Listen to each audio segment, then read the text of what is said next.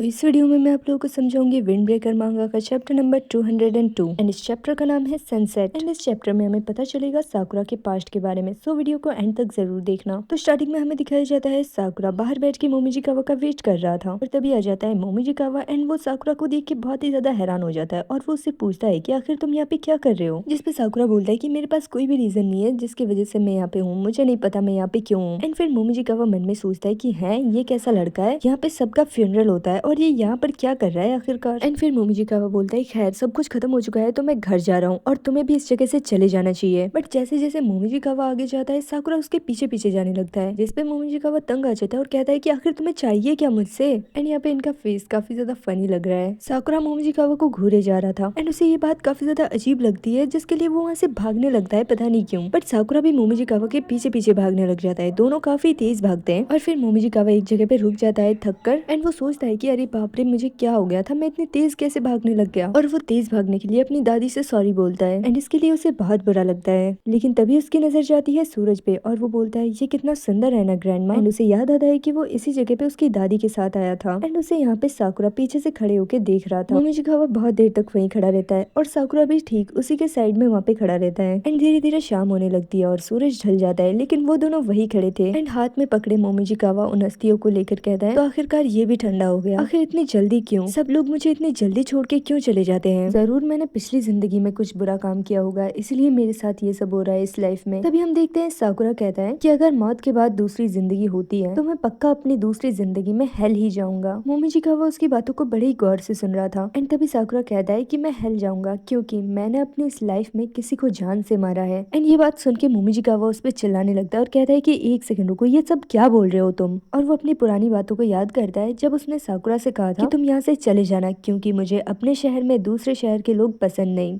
और इस बात को याद करने के बाद मोमिजिकावा साकुरा से कहता है कि मुझे दूसरे शहर के लोग पसंद नहीं क्योंकि मेरे दादाजी ने एक दूसरे टाउन के इंसान को अपने वर्कशॉप में काम पे रखा था और इस इंसान ने मेरे दादाजी के पूरे वर्कशॉप को चुरा लिया और तभी से मेरे दादाजी की तबीयत खराब होने लगी और एक दिन वो गुजर गए एंड उसके बाद से ही मेरी पूरी फैमिली बिखर गई, मेरे साथ कोई भी नहीं रहा, एक एक करके सबकी मौत हो गई। मैं उस इंसान को मरते दम तक कभी नहीं माफ करूंगा और इन सब की वजह से ही मुझे दूसरे टाउन के लोगों से नफरत है। लेकिन पता नहीं साकुरा अचानक से मुझे क्या हुआ, मुझे तुम्हारे बारे में जानना है, तुम भी दूसरे टाउन के हो और मुझे तुम्हारे बारे में सब कुछ जानना है, तो प्लीज मुझे सब कुछ बताओ क्योंकि मैं तुम्हारे बारे में सब कुछ जानना चाहता हूँ कि तुम कैसे इंसान हो और हमारे टाउन में क्यों आए हो। एंड उसके बाद साकुरा बोलता है चलो ठीक है, सुनने के लिए तैयार हो जाओ एंड आप लोग भी सुनने के लिए तैयार हो जाओ क्योंकि यहीं से शुरू होगा साकुरा का पास्ट। और उसके पास्ट को जानने से पहले आप लोग वीडियो को लाइक जरूर कर देना, ओके। एंड जो लोग नए हो वो लोग सब्सक्राइब भी कर देना। तो साकुरा कहता है जिस दिन मैं पैदा हुआ उसी दिन से मैं बिल्कुल अकेला हूँ, मैं हमेशा से घर घर भटकता था और सभी लोग मुझे निकाल देते थे, कोई मुझे एक्सेप्ट नहीं करता था और मेरे पास उन सभी परिवारों का बस एक एक यादें हैं जिनके साथ मैं रहा हूँ। और पता है वो यादें कैसी थी, उन लोगों का मुझे देखने का तरीका, उस नजर से मुझे दर्द होता था और वो सो कोल्ड होम वो मुझे अंदर तक फ्रीज कर देती थी। और जब मैंने स्कूल आना शुरू किया तब भी सब कुछ सेम ही था, वहाँ पर भी मैंने अपने जूते खोए, यहाँ तक कि मैं पानी में भी भीगा हूँ एंड ये सब कुछ बहुत ज्यादा हार्ड था, बहुत